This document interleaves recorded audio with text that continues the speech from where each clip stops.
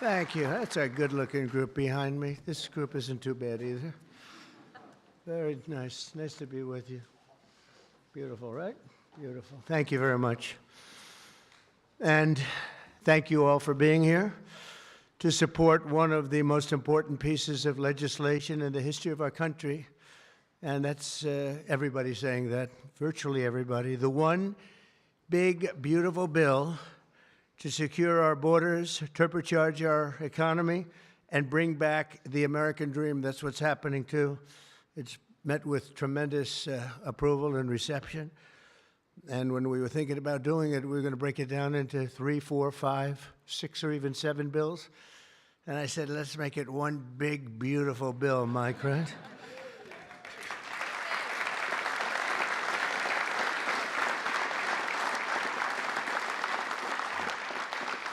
They actually said it would be very much harder to get this way, but it would be better. And the truth is, I think it worked out well because there's something for everybody, and I think in many ways much better. We're delighted to be joined by Secretaries Marco Rubio, Scott Bessent, Pete Hegseth, Doug Burgum, Doug Collins, Sean Duffy, Howard Lutnick, Linda McMahon, Brooke Rollins, Scott Turner, Chris Wright. Wow, that's a hell of a group. I think that's the biggest group of cabinet members. That's the biggest group of cabinet, and we're not finished yet because we have our great Attorney General Pam Bondi here. U.S. Trade Representative, and he's working around 24 hours. We have them one after another. Countries come. Everybody wants to be with us because we have the hottest country in the world. A year ago, we had a disaster on our hand. We had the coldest country, I think, by far. And now we have the hottest. The King of Saudi Arabia, when I was there, we brought back $5.1 trillion between Qatar, Saudi Arabia, and UAE. And all three said, great leaders, they all said to me the same thing. You know, it's amazing. In 4 months at that time, now it's getting to be close to 6. But in 4 months, they said, you have the hottest country anywhere in the world. It's not even close. And they thought we were dead a year before that. They said, I thought you were dead. The country was dead. And it was pretty close to it. But we have the hottest country in the world, so it's great. And Trade Representative Jamieson Greer is very busy because, where are you, Jamieson? Everybody wants to make a deal and have a part of it, right? I know you and Howard and Scott are working overtime, making deals with other countries. Remember a few months ago, the press was saying, do you really have anybody of any interest? Well, we just signed with China yesterday, right? Just signed with China. We have everybody. We're not going to make deals with everybody. Some we're just going to send them a letter, say, thank you very much. You're going to pay 25, 35, 45%. That's the easy way to do it. And my people don't want to do it that way. They want to do some of it, but they want to make more deals than I would do. But we're having some great deals. We have one coming up, maybe with India, very big one, where we're going to open up India. In the China deal, we're starting to open up China, things that never really could have happened. And the relationship with every country has been very good. And we also have OMB Director, who's very busy also, Russ Vogt. Thank you. Thank you, Russ.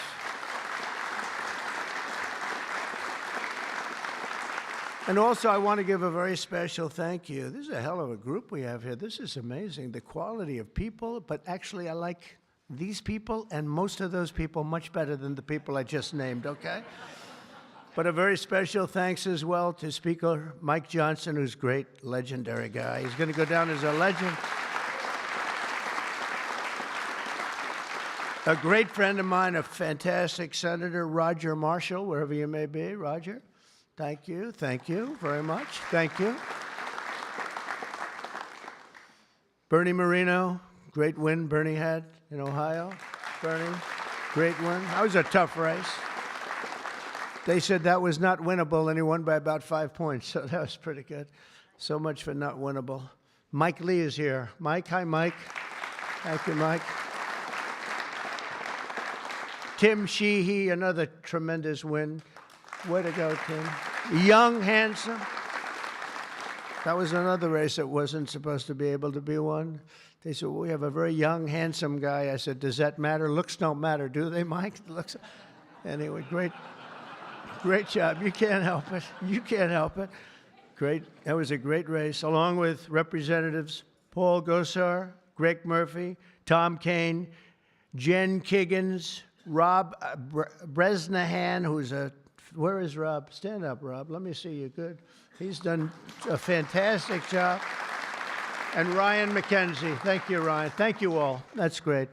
It's a big group of people. We're here this afternoon to share the stories of an incredible group of patriots from across the nation whose future we are defending with the One Big Beautiful Bill.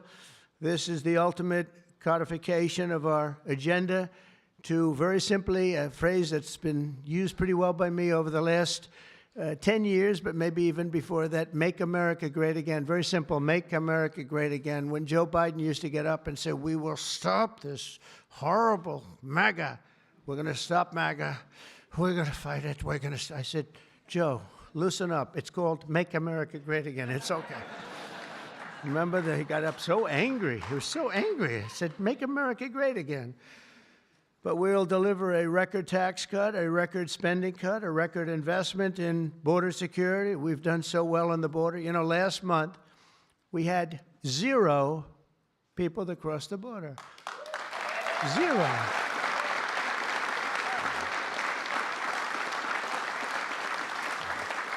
So Christie and Tom Homan and some of the people, what a job you've done.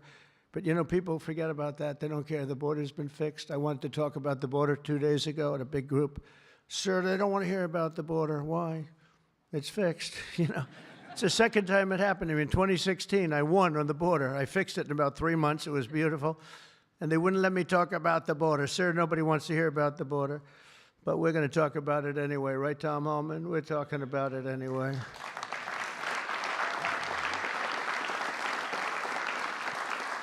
So we have a big number of dollars that's coming here because we want to keep it that way, and we want to keep it fixed, and a record number of deportations. We're bringing criminals out by the thousands. Nobody can even imagine. They let people in that were murderers, 11,888 murderers, gang members, people from mental institutions, and insane asylum. You know what that is? That's insane asylum. That's a mental institution on steroids.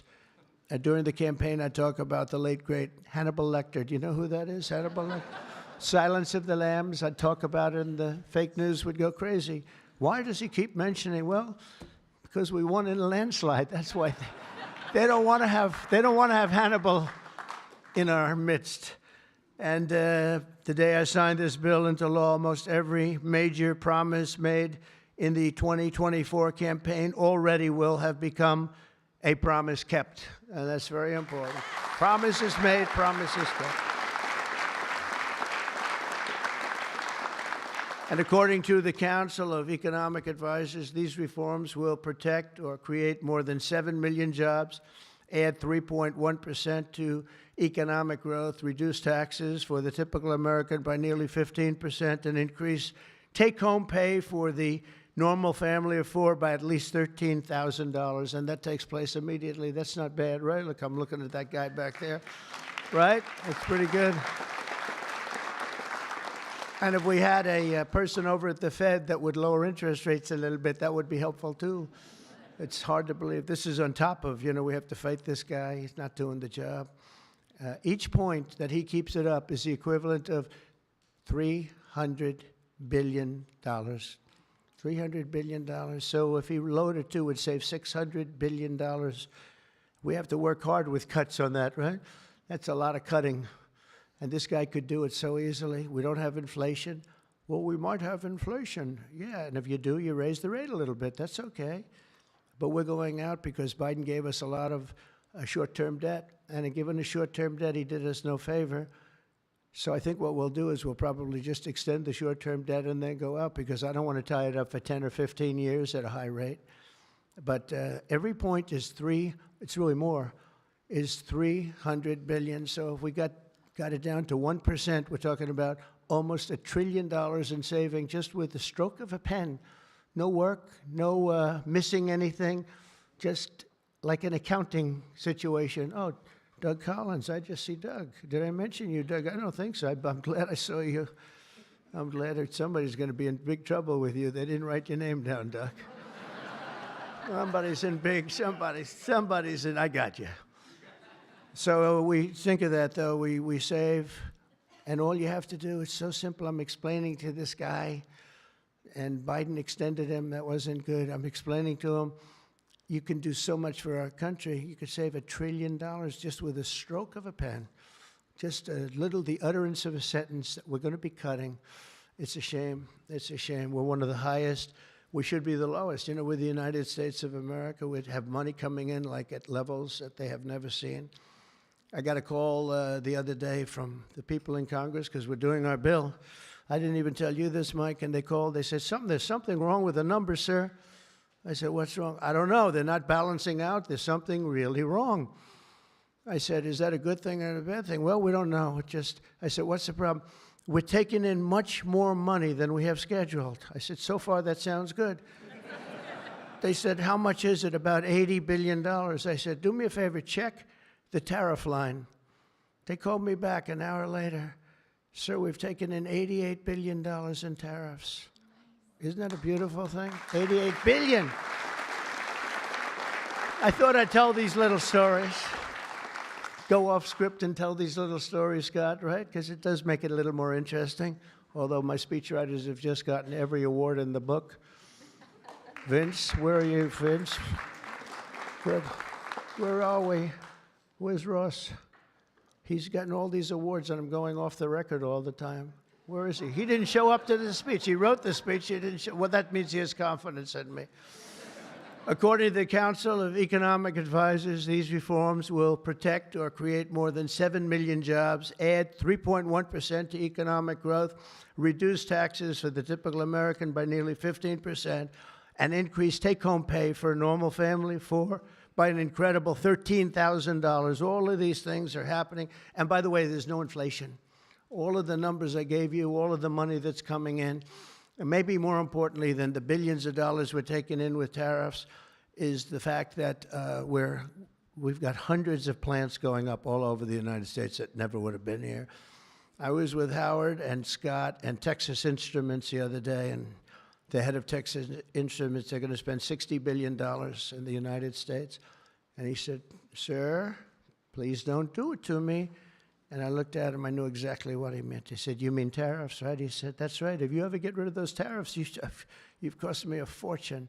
They're all coming in because they don't want to pay the tariffs, and they're coming in at levels. And it only works for the United States because it doesn't work for other countries, but it works for us. We have a record investment. We have records and everything. And when these places open up, that's bigger than the $15 trillion that I'm talking about. You know, you don't see it right away.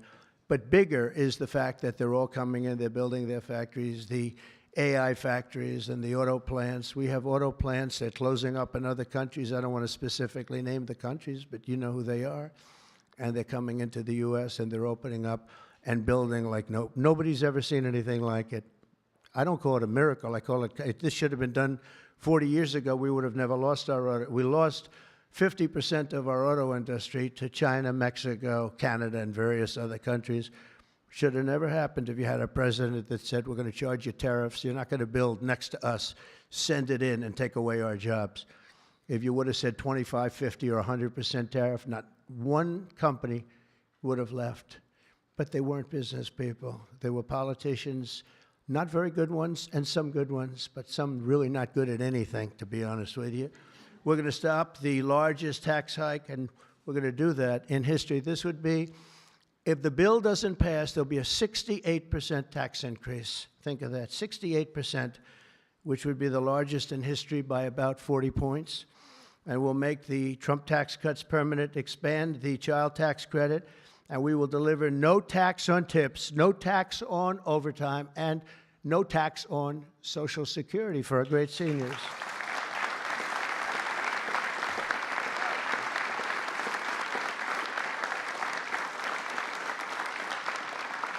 Among the countless citizens who will benefit from these tax cuts is Malachi Krzyzewski, a devoted mom and DoorDash driver from Ripon, Wisconsin, who uses her tip income to support her son. To think of that, no tax on tips, and it was a very big problem. I was at a dinner in my beautiful building in Las Vegas, and unrelated to this, and I said, what's going on? I will never say good-looking waitress, because looks don't matter anymore, you know, in our modern society. She happened to be beautiful, but I won't say that. I won't mention that. But nevertheless, a waitress came over, and I said, how are you doing? She said, not good, sir. Why? The government is killing me on tips. And she looked at me, she said, sir, there should be no tax on tips. I said, say it again. There should be no tax on tips. I said, that's the coolest thing I've ever heard. I walked outside, the press was there, as always, waiting for something bad to happen, hundreds of them. I said, ladies and gentlemen, please announce tonight there will be no tax on tips. And a legend was made. We won Nevada by so much. Republicans don't win Nevada. We won Nevada. So I want to thank that young, beautiful waitress. Thank you very much.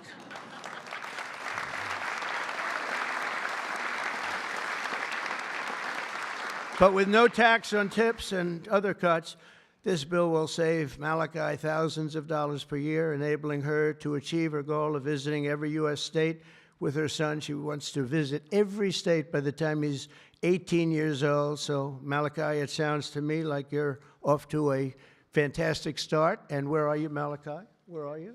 Congratulations. Great. That's good. Thank you. Also with us today is Luke Wilson, a 23-year-old electrical lineman.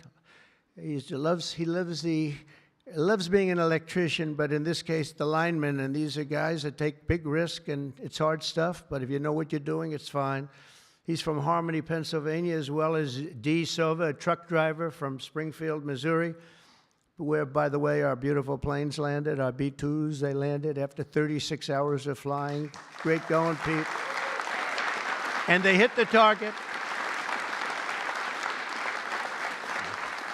And they hit the target, and the target has now been proven to be obliterated, just as we said. We had little fake news from CNN. Thank you very much, CNN, for that. With 3 million miles of driving under her belt, who mentors other women in her industry. And I just want to say, Luke and Dee spend countless hours working overtime to help make this country run. And this bill, the typical overtime worker like them will take home nearly $1,500 extra every single year. So you're talking about at least $1,500, and there will be no harassment because you were being harassed by the Democrats. So Luke and Dee, congratulations to you both. Thank you very much. Congratulations, wherever you may be. Thank you. Thank you very much. Also with us is James Benson, a third-generation auto worker from Belleville, Michigan, who has spent 26 years at Ford Motor Company, which is doing very well. They have a lot of plants in this country. If you have plants in this country, you're going to make a lot of money. And is a member of a tremendous group of people, auto workers.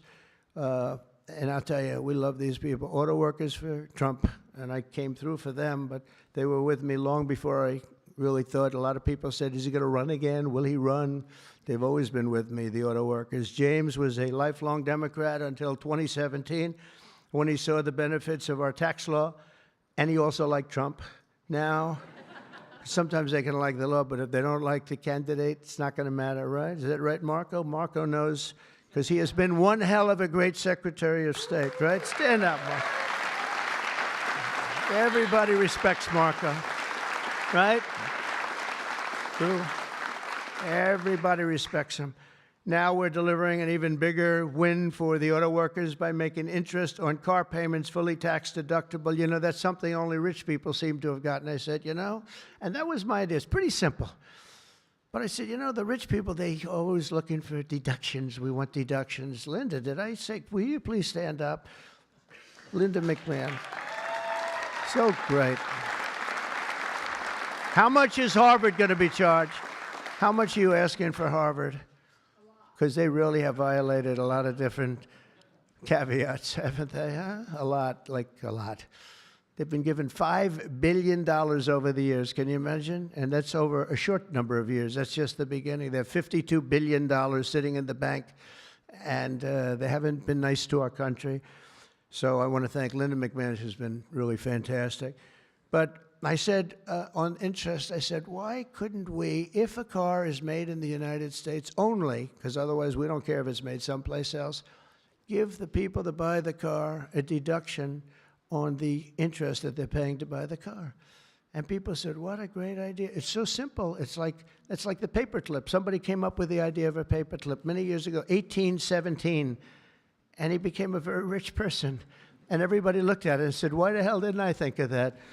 But it's like the paperclip, but only if the car is made in America. Remember that, James. We're going to keep those Michigan auto factories roaring. And as you know, we won Michigan by a lot, Susie, right? We won Michigan by a big margin, and something that typically is not easy, but I think we've won it. I actually think we've won it 3 times in a row.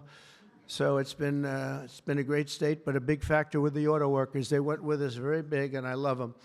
The One Big Beautiful Bill will also be an incredible victory for American farmers, another group that we did great with, especially family farmers like James Cullifer of Virginia Beach. Our bill will provide 100% expensing so they can buy a new farm equipment. And by the way, the expensing is good for everybody, not just farmers. And it'll virtually eliminate the so-called estate tax or the death tax. So you have a farm, you leave it to your children. If you like the children, you leave it. If you don't worry about the details. No, some people don't want to leave them. They don't like their kids, you know? Anybody in here not liking their children, farmers? But if you like your kids, you want to leave it. And a lot of times what was happening before I got there, because I put this in the first tax bill, as you know, but people would die, they'd leave their farm. There was no cash, but there was value to the farm, sometimes good value. It's called real estate rich and cash poor. And the kids had no money, and they'd be foreclosed out by a bank. They'd borrow money to pay the estate tax. You don't have to pay estate tax anymore. That's pretty big stuff. So for the farmers and for others in small business, it's great. But James's family has been working in the land for generations, and with this bill, we will ensure that family farms like his can stay in the family for many generations to come. Where's James? James, around? Where's James?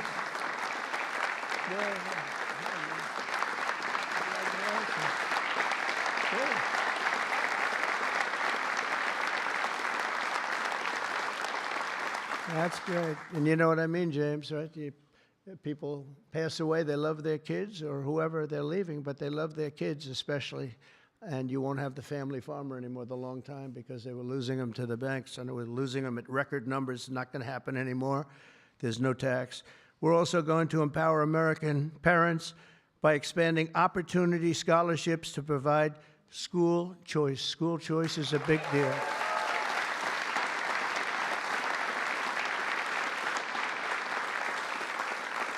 And we just got school working with the governor of Texas, as you know, Greg Abbott.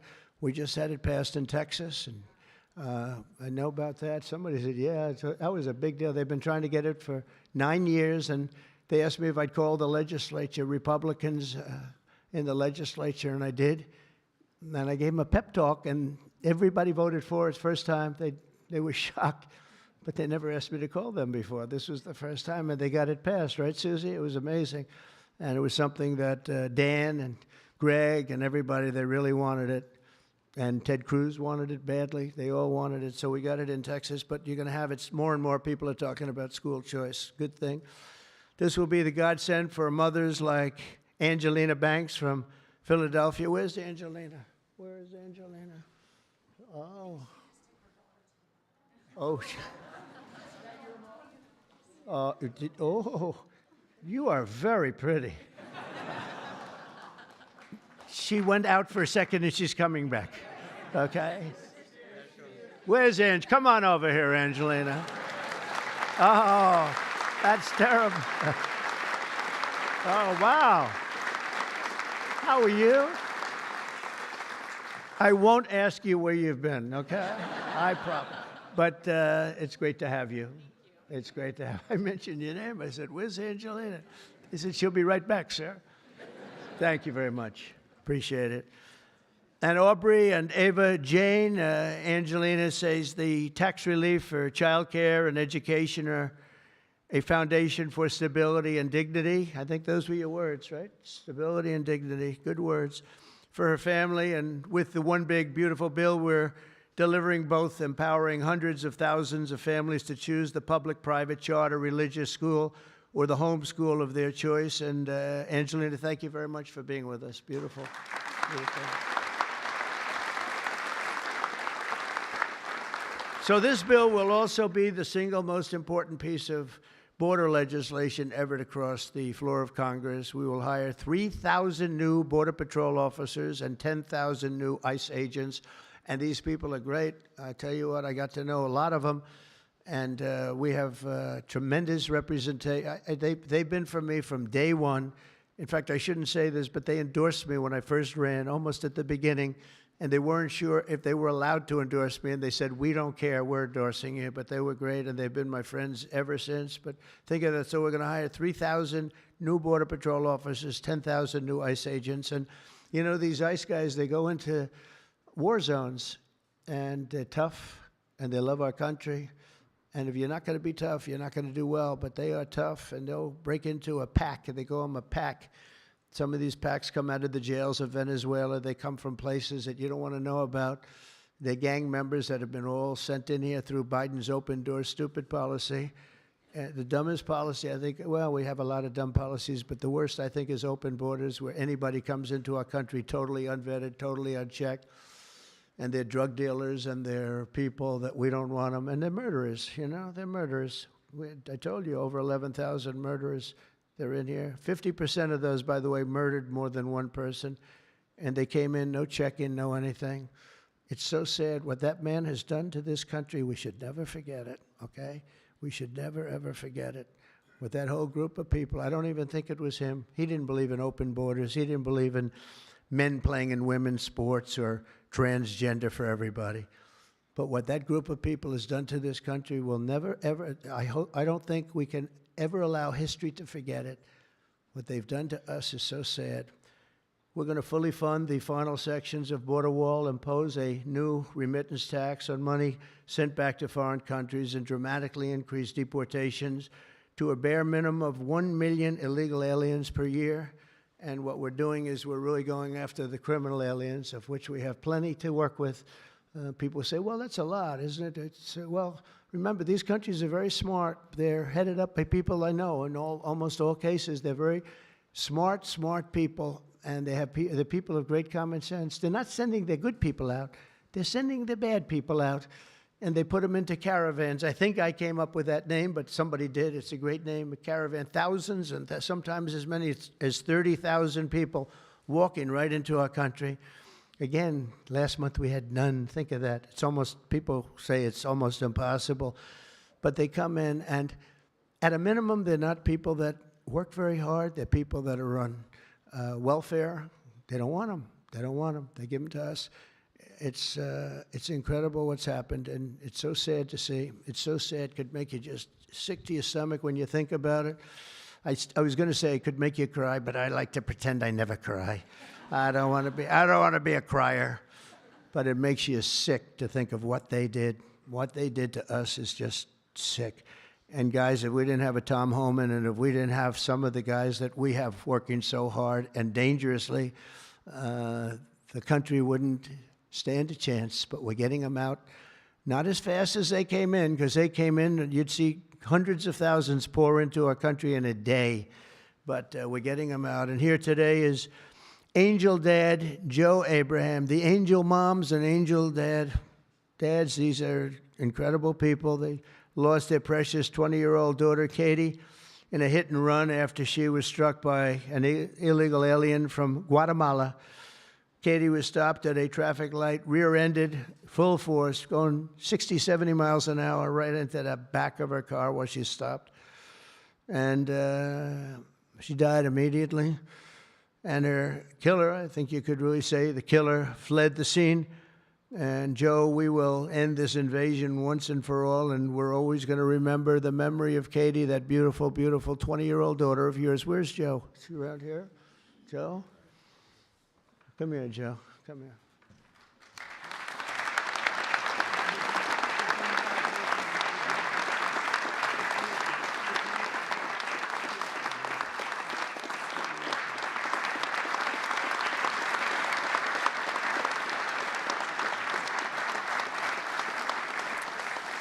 Ah, boy, oh, boy, oh, boy. Thank you, Joe, very much. Also with us is Sarah Stewart from Kerrville, Texas, who lost her brother to the fentanyl epidemic that has inundated her small town. Our bill provides billions and billions of dollars to stop fentanyl and other illicit narcotics. We're also charging other countries like Mexico, Canada, and China billions of dollars in taxes that we put on because they've allowed people that are selling fentanyl to go through their countries, or in the case of China, they send it here, and paying a lot of money at least, but would rather stop it. I think we're doing a big job of that, but would rather stop it. And other illicit narcotics pouring across the border and stealing more American lives. And thank you. Sarah will not rest until that fight is done. We're going to get that fight done. Sarah Stewart is where? Sarah? Hi, Sarah. Beautiful. Thank you. Good guy, huh? Yeah. I can see that. I also want to thank the president of the National Border Patrol. His name is Paul Perez. He's been with me from the beginning. And Brandon before him. These are great people. I've gotten very friendly with some of these people from Border Patrol and ICE because I'd call them once every 2 or 3 days. How we doing? How we doing? How we doing? If you remember, Kamala was the border czar. And in 4 years, she never made one call to Paul or Brandon or anybody else. And I'd like to have Paul come up, say a couple of words if you're here.